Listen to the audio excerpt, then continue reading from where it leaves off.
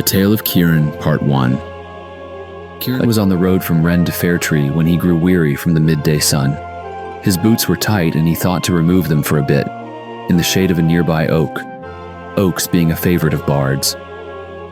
This particular oak was venerable and gnarled, with sturdy branches that dipped and swooped, nearly touching the ground in spots.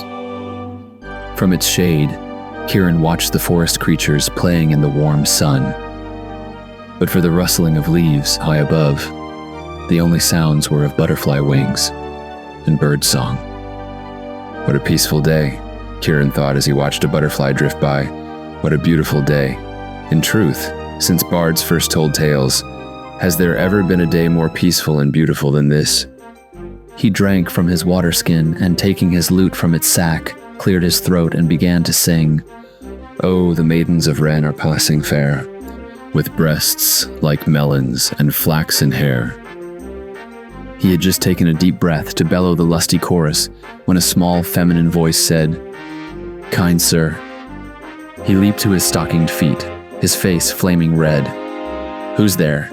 he cried. The small voice repeated, "Please sir, if you will be so kind." Kieran looked about, but saw no person or creature addressing him. "Pray thee," he cried, "show thyself or have cause to fear my dagger." He tried desperately to remember where he had last seen it. "Whether thee be friend or foe, pray thee show thyself now." The small voice replied from above him, "Kind sir, thou hast no cause to fear me, and I am in need of help.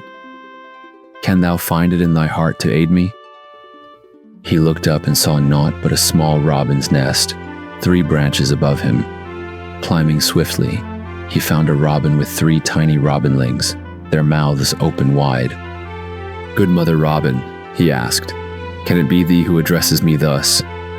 "Kind sir," she replied, "I have hurt my wing, and it will be at least a day before I might fly. If my children do not eat soon, they will die. Would you be so kind as to bring a fat, juicy meal? Would you find a caterpillar or earthworm or grub for my children?" Now Kieran was kind of heart, and it was not within him to refuse a plea such as this. So off he went into the forest. Searching under some mulberry leaves, he soon found a small green caterpillar. It seemed a perfect meal for young robins. Plucking it from the leaf upon which it fed, he prepared to hurry back to the oak when he heard a tiny voice. He opened his hand, and the caterpillar looked up at him with her big brown eyes wide with fear. "Kind sir," she said, "wouldst thou kill me so thoughtlessly?" Kieran scratched his head in puzzlement, and the caterpillar continued, "When thou cooled thy feet beneath the oak, didst thou not find joy in my parents' beauty as they danced before thee in the sun? I too am soon to change. Wouldst thou deny thy successors the joy of my dancing? And if I do not live to have children, how will thine own children find such joy? Please, sir, would not an earthworm serve the needs of the robinlings just as well?" Kieran looked into the eyes of the caterpillar and knew that he could not feed her to the robins. Carefully, he placed her beneath her mulberry bush and continued his search. Near a rushing brook, Kieran found a flat stone that, when moved, revealed a juicy earthworm enjoying the cool, moist earth. He thought.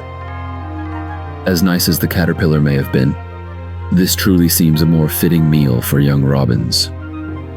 He had no sooner plucked the earthworm from its cool abode, where it had been frantically trying to burrow away from him, when he heard a voice so faint he might have imagined it.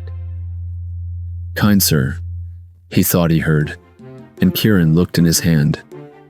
The worm continued, "I am but a lowly creature.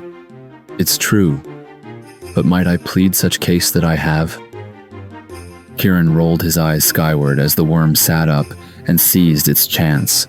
"I am not a low-born worm like others you might find. No, I am a prince among earthworms. I come from an ancient lineage. My ancestors burrowed the earth when fires belched from black pits throughout these lands. I command millions like myself. Were it not for my loyal followers, you, good sir, would be up to your neck in leaves, tree trunks, and moldy carcasses, I'll make a bargain with you. If you release me and choose, instead, a pathetic grub for the robinlings, I will dispatch an entire clan of earthworms to keep your foreyard clean and sweet-smelling for as long as ye shall live." The earthworm looked hopefully at Kieran, while calculating the distance to the ground. "Good sir, what say ye?" Kieran was beginning to lose his patience, but seeing the value of the earthworm's offer, decided that a grub would, indeed, make a tasty morsel for the young robins. He returned the earthworm to its moist haven and carefully replaced the flat stone above it.